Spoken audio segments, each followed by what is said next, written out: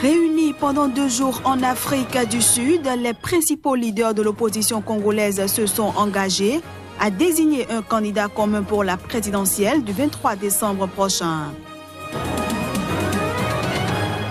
À l'occasion d'une visite officielle du président égyptien Abdel Fattah al-Sisi à Khartoum, le président soudanais Omar el-Béchir a levé l'interdiction d'importer des produits d'Égypte imposée il y a 17 mois. Et puis la Commission européenne a signé ce jeudi 4 conventions avec la Tunisie d'une valeur de 270 millions d'euros au premier jour de la visite officielle de son président Jean-Claude Juncker. Voilà pour les titres. Bienvenue à toutes et à tous. L'ONU, l'Union africaine et la Communauté économique des États de l'Afrique de l'Ouest, CEDEAO, ont réclamé ce jeudi à la Guinée-Bissau de tenir des élections législatives comme prévu le 18 novembre prochain. Les 3 organisations ont également appelé toutes les parties à assurer un bon déroulement du scrutin. Alors que le recensement électoral en Guinée-Bissau, dont la fin était prévue le 20 octobre, a été prolongé d'1 mois, une extension qui pourrait s'accompagner d'un report des législatives, l'ONU, l'Union africaine et la Communauté économique des États de l'Afrique de l'Ouest ont réclamé ce jeudi à la Guinée-Bissau de tenir des élections législatives comme prévu le 18 novembre. Les 3 organisations appellent à des efforts renouvelés pour assurer la tenue dans les délais et les conditions requises de transparence, de régularité et de crédibilité des élections législatives du 18 novembre qui permettront de renouveler l'Assemblée nationale populaire. L'ONU, l'Union africaine et la CEDEAO exhortent également tous les acteurs concernés à œuvrer à la création des conditions nécessaires pour le bon déroulement du processus électoral. À cet égard, elles soulignent l'impératif que revêt la préservation de la stabilité institutionnelle et gouvernementale de manière à ce que tous les efforts soient consacrés au bon déroulement des élections.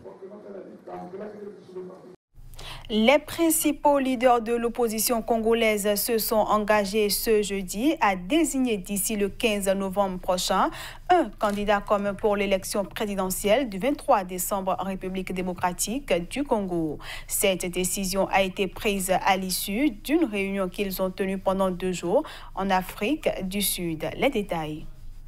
Les ténors de l'opposition congolaise réunis pendant 2 jours en Afrique du Sud ont convenu de décider de la désignation du candidat commun lors de leur prochain conclave qui aura lieu au plus tard le 15 novembre 2018. Dans leur déclaration commune, ils ont également réaffirmé leur position de ne pas boycotter les élections du 23 décembre prochain et exiger l'organisation d'élections libres, crédibles et inclusives qui ne permettront pas la tenue de toute parodie d'élections. Par ailleurs, ils ont de nouveau appelé au retrait de la machine à voter, un écran tactile pour imprimer le bulletin dans le bureau de vote qui pourrait, selon elles, favoriser la fraude. Un accord de coalition politique des forces de l'opposition en vue des élections du 23 décembre 2018, dont le détail n'a pas été communiqué, a ensuite été signé. Participaient à la réunion les candidats à la présidentielle Martin Fayoulou, Vital Kamerhe, Freddy Matungulu et l'opposant Adolphe Mouzito, qui n'a pas pu se présenter. Félix Tshisekedi en course pour la présidentielle au nom du parti historique d'opposition, l'Union pour la démocratie et le progrès social et 2 autres candidats recalés, Moïse Katumbi et Jean-Pierre Bemba, avaient envoyé des représentants à Pretoria. En visite au Soudan, le président égyptien Abdel Fattah al-Sisi et son homologue Omar el-Béchir ont convenu de renforcer la coopération entre leurs 2 pays. 12 accords de coopération ont également été signés par les 2 pays dans différents domaines. Le président soudanais Omar el-Béchir a levé ce jeudi l'interdiction d'importer des produits d'Égypte imposée il y a 17 mois en raison de tensions entre les 2 pays. Il a également affirmé que les 2 pays avaient convenu de connecter leur réseau électrique et d'établir une liaison ferroviaire entre le Soudan et l'Égypte. C'était à l'occasion d'une visite officielle du président égyptien Abdel Fattah al-Sisi à Khartoum. 12 accords de coopération ont également été signés par les 2 pays dans différents domaines. Nos efforts communs sont couronnés aujourd'hui par la signature de 11 ententes pour encourager la coopération entre nos deux pays dans plusieurs domaines.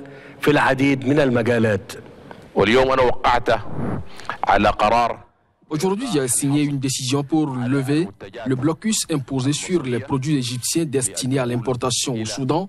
Et il faut qu'on lève toutes les barrières entre les deux pays.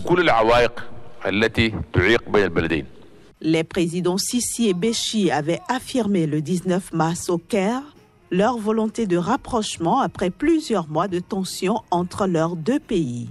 En effet, les relations entre le Caire et Khartoum s'étaient particulièrement détériorées début 2017 lorsque le président soudanais a accusé l'Égypte de soutenir ses opposants dans les zones de conflit comme au Darfour. Ce journal se poursuit au premier jour de la visite officielle de son président Jean-Claude Juncker. La Commission européenne a signé 4 conventions d'une valeur de 270 millions d'euros avec la Tunisie. Le président de la Commission européenne était en Tunisie à l'invitation du chef de l'État, Béji Caïd Essebsi.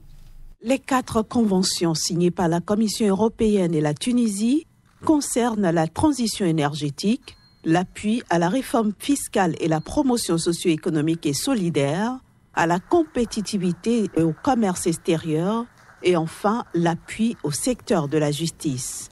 D'une valeur de 270 millions d'euros, ces conventions ont été signées lors d'un entretien entre le président de la Commission européenne, Jean-Claude Juncker, et le président tunisien, Béji Caïd Essebsi. Nous avons dédié à la Tunisie un montant depuis 2011 qui porte un montant financier qui porte sur 10 milliards d'euros. Et nous venons de signer aujourd'hui 4 accords qui portent sur un volume total de 270 millions, ce qui prouve que nos relations ne sont pas au point mort, mais qu'elles continuent à s'améliorer chaque jour davantage. En visite en Tunisie à l'invitation du chef de l'État, le responsable européen doit rencontrer ce vendredi le Premier ministre Youssef Chahed. Sa visite survient alors que la Tunisie connaît depuis quelques mois une crise politique en raison d'un conflit qui oppose le Premier ministre Youssef Chahed à une partie de la classe politique. Dans la calme petite ville d'Anguillara Veneta, dans le nord-est prospère de l'Italie, autrefois région pauvre, les aïeux italiens de Jair Bolsonaro sont les premiers étonnés par son élection potentielle. Cette branche de la famille du candidat brésilien connaît peu ses idées politiques. Région de la Vénétie en Italie. À la fin du 19e siècle, la crue de la rivière Adige inonde les terrains agricoles, provoquant une famine qui pousse des milliers de personnes à quitter ce coin du nord-est de l'Italie pour le Nouveau Monde.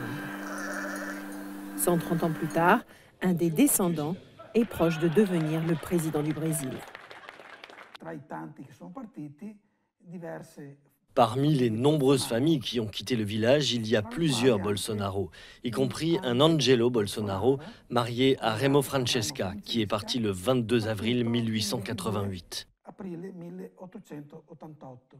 Angelo a 3 enfants, dont Vittorio, 10 ans à l'époque, arrière-grand-père de Jair Bolsonaro. Son acte de naissance original est toujours conservé dans les registres de la mairie. Avant d'émigrer vers le Brésil, les aïeuls du candidat à la présidence travaillaient la terre ici. Aujourd'hui, c'est la maison d'un autre Bolsonaro. Le nom de notre famille est Bolsonaro avec un Z, mais ils l'ont changé, car dans notre patois, le Z se prononce S. Anna est la dernière génération de Bolsonaro. Elle reconnaît qu'elle n'avait jamais entendu parler du candidat Jair, encore moins de son programme politique. Il y a un mois, j'ai reçu un message sur mon téléphone que j'ai complètement ignoré. J'ai regardé la notification et j'ai lu Jair Bolsonaro et il me disait dans un italien approximatif qu'il pensait être quelqu'un de ma famille éloignée. Mais je ne l'ai pas trop écouté à cause du Z. À Anguillara Veneta, où historiquement on a toujours voté à gauche, dans une région dominée aujourd'hui par la Ligue de Matteo Salvini, on attend la visite de l'enfant du pays sans forcément valider ses idées. En Espagne, 18 dirigeants catalans sont renvoyés en justice. Le tribunal suprême espagnol l'a annoncé ce jeudi. Les intéressés sont poursuivis pour leur rôle dans la tentative de sécession d'octobre 2017 après la fin de l'instruction par le parquet. Ce coup de filet a permis le démantèlement d'un réseau de trafiquants organisé par des criminels néerlandais réputés. Ces derniers, spécialistes de l'introduction de cocaïne en Espagne et aux Pays-Bas, sont installés sur la Costa del Sol, dans le sud de l'Espagne. Les membres du réseau ne travaillaient pas légalement, mais profitaient d'un niveau de vie élevé et disposaient de biens immobiliers de grande valeur, d'après les enquêteurs, au terme de près d'un an d'investigation. La dissimulation de drogue dans les cargaisons de bananes est désormais un classique. En mai 2017, plus d'1 tonne de cocaïne avait été saisie en Colombie, dissimulée dans un conteneur de caisses de bananes sur le point d'être exportée vers l'Europe. En août 2016, à Séville, 900 kg de cocaïne importée de Colombie avaient été trouvés dans 2 conteneurs censés transporter des bananes. La présente opération a permis de saisir 300 000 € en espèces, 4 armes à feu, des munitions ainsi que des véhicules de luxe. Place à présent à la revue de presse Afrique.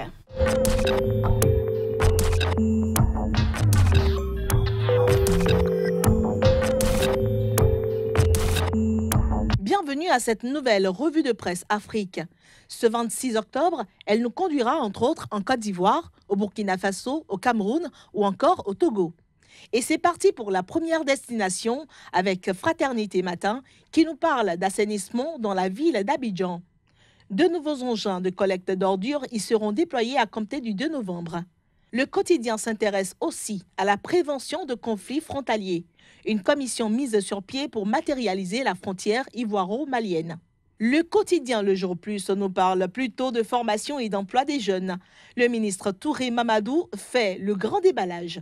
À la une du même journal, on peut lire qu'après les élections locales, la jeunesse RHDP engage la bataille de 2020. Quant à l'intelligent d'Abidjan, il affiche à sa une des états généraux de la jeunesse et la création de 100 000 emplois annoncés. Entre-temps, le quotidien numérique d'Afrique informe qu'une vingtaine d'élus locaux rejoignent le RHDP. Restons avec ce quotidien qui nous emmène au Burundi où le pouvoir ne participera pas au dialogue inter-burundais. On peut y lire aussi « Élections en RDC, à qui profite la machine à voter ». Cap à présent sur le Burkina Faso avec Sidoya qui offre à sa première page « Lutte contre le sida pour une réduction de la transmission mère-enfant ». Toujours pour le compte du Burkina Faso, le pays nous parle de la coopération avec la Chine. Le nouvel ambassadeur s'engage à donner le meilleur de lui. Vision d'Afrique choisit de nous conduire au Togo pour nous tenir informés qu'une grande réunion fait de Lomé la capitale africaine de l'entretien routier. Pendant ce temps, Togo Matin met l'accent sur un poste de contrôle juxtaposé de Néopé à Kano, nouveau symbole de la coopération entre Lomé et Accra. Atterrissons au Cameroun grâce à Info Matin Quotidien qui écrit « Le grand retour des opportunistes du RDPC ». À la une de l'Œil du Sahel se laisse lire « Grand Nord, la mort politique de Garga Aman Hadji ». Quant au Tri Hebdo le soir, on peut lire « Présidentielle 2018 qui a financé la campagne du MRC ». Et pour finir, à la une du quotidien Le Jour, s'affiche d'évaluation du franc CFA, on l'a échappé belle. Et c'en est ainsi fini pour la revue de presse Afrique de ce 26 octobre sur Sika Télévision. À bientôt pour un autre numéro. Et voilà, mesdames, messieurs, ce sera tout pour cette édition que je vous remercie d'avoir suivi.